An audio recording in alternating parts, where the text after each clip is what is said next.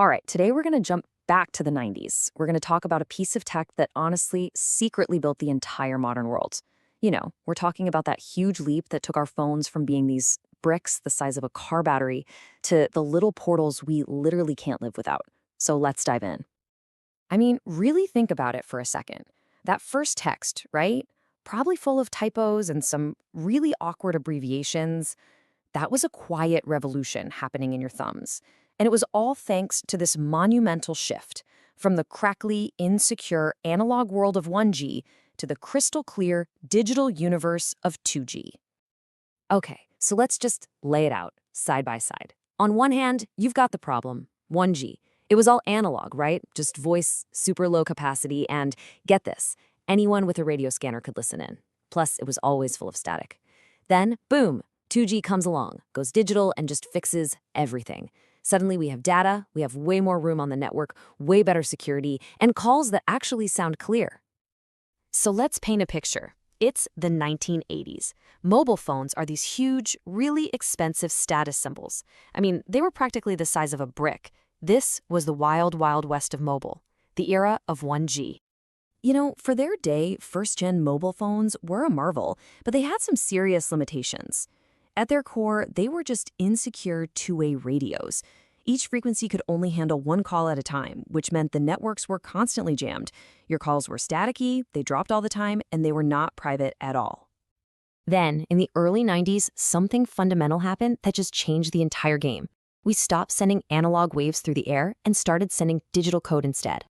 So instead of sending your voice as this continuous, kind of wavy signal, 2G chopped it up and converted it into a super precise, clean stream of ones and zeros.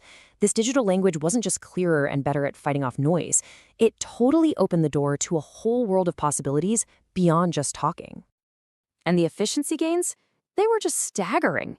Because you could compress and manage all this digital data so much better, the networks could suddenly handle up to 10 times more users at once. I mean, that's the power of going digital right there. So we know it's digital, but what about the cellular part of the network? How does that actually work? Let's break down the really elegant architecture that makes it all tick. Okay, first thing, the entire area you get service in is covered by a pattern of these small geographic zones called cells. The easiest way to picture it is like a giant honeycomb, where each one of those little hexagons is a cell providing coverage.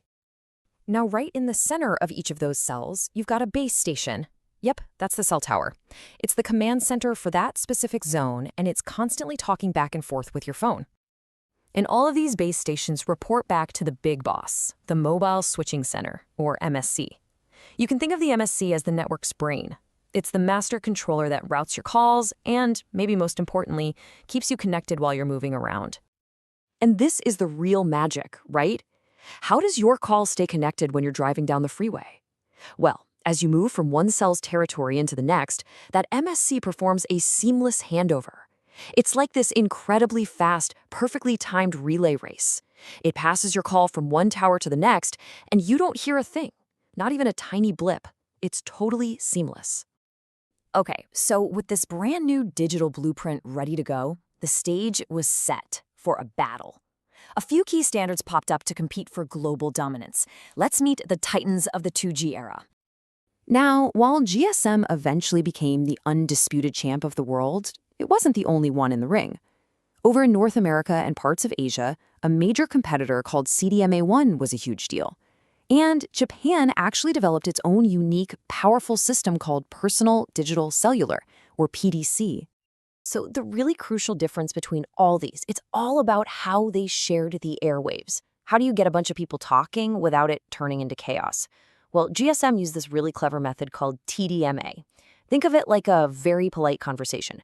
Everyone's on the same frequency, but they take turns talking in these super fast little time slots.